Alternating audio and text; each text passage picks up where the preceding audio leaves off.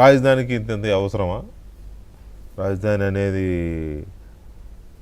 అదో అంత టవర్లు ఉండాలా, అంతంత డిజైన్లు ఉండాలా, ఇప్పుడున్నాయి లేవా అంటే ఇట్లా మాట్లాడే వాళ్ళకి నిజంగా కూడా ఏం చెప్పొచ్చు అంటే వీళ్ళకి మీరు అన్నట్టు గుడిలో కూడా ఉండొచ్చు. బేసిక్ కాన్సెప్ట్ వీళ్ళకి అర్థం కావట్లేదో, లేదు అర్థం చేసుకునే జ్ఞానం లేదో, లేదు we don't want to listen అని ఒక నిర్ణయం పాలసీ డెసిషన్ తీసుకున్నారో తెలియదు. కానీ they are not listening what government saying. Government ప్రతిసారి కూడా ఈ వాళ్ళ పేపర్లో, వాళ్ళ టీవీలో వచ్చినప్పుడు, వాళ్ళ సోషల్ మీడియాలో ప్రచారం చేసినప్పుడు గవర్నమెంట్ క్లారిఫికేషన్ ఇస్తూ ఉన్నది, అయ్యా ఇది ఇది ఇది అని. కానీ వాళ్ళు they are not listening it. ప్రతిసారి కూడా అమరావతి రాజధానికి ఇంత ఖర్చు అవుతుంది, 18,000 ఖర్చు అవుతుంది. ఎవడు చెప్పాడు? అక్కడ ఖర్చు అవుతుంది ఎంత? 6,000. కాంపోనెంట్స్ ఏంటి? ఆ కాంపోనెంట్స్కి ఎంత అవుతుంది?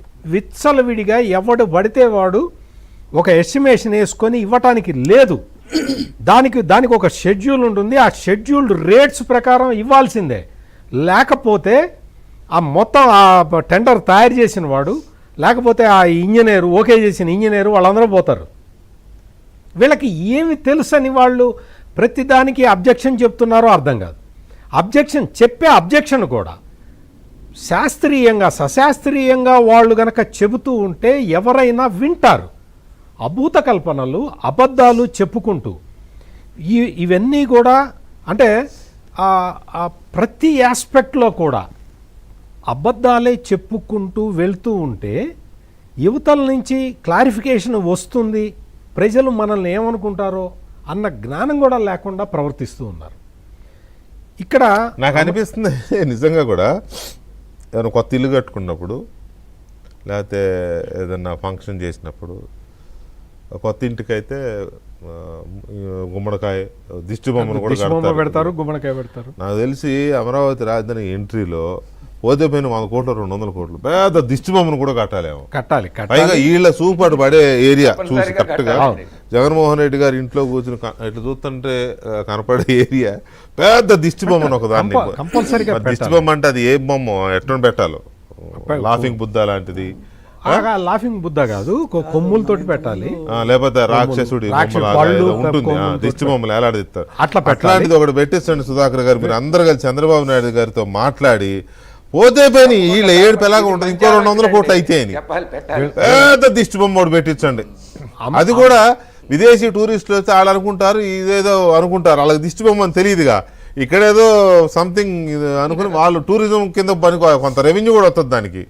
కాబట్టి ఎనీవే ఇంకో ఇదేంటంటే అమరావతి సెల్ఫ్ సస్టైనబుల్ క్యాపిటల్ అన్న పదానికి వీళ్ళకి ఎన్నిసార్లు చెప్పినా వీళ్ళకి అర్థం కావట్లా. సెల్ఫ్ సస్టైనబుల్ క్యాపిటల్ అంటే ఏమిటి? తప్పండి. అసలు ఆ టర్మినాలజీ, ఆ నామింక్లేచర్లోనే తప్పుంది. తప్పుంది. సెల్ఫిష్ సస్టైనబుల్ ప్రాజెక్ట్ అనాలి.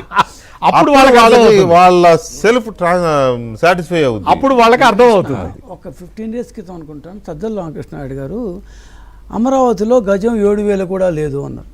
ఈ మధ్య 10-15 days క్రితం. నేను ఉండేది తాడేపల్లిలోనే ఉంటున్నాను. తాడేపల్లిలోనే జగన్ ఇల్లు కూడా ఉండేది. సో ఆ ప్రకారం ఆస్పాస్ మీద దానికి అదే రేట్. నేనైతే ₹1,00,000 ఇస్తా జగన్ గారి ఇంటికి. నేను వెంకటకృష్ణ ₹1,00,000 ఇస్తా.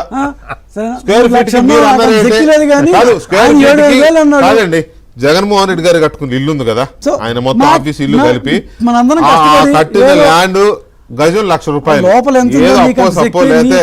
మా సార్, మా ఎండి సార్ని అడిగి ₹1,00,000 గజానికి ₹1,00,000 చొప్పున.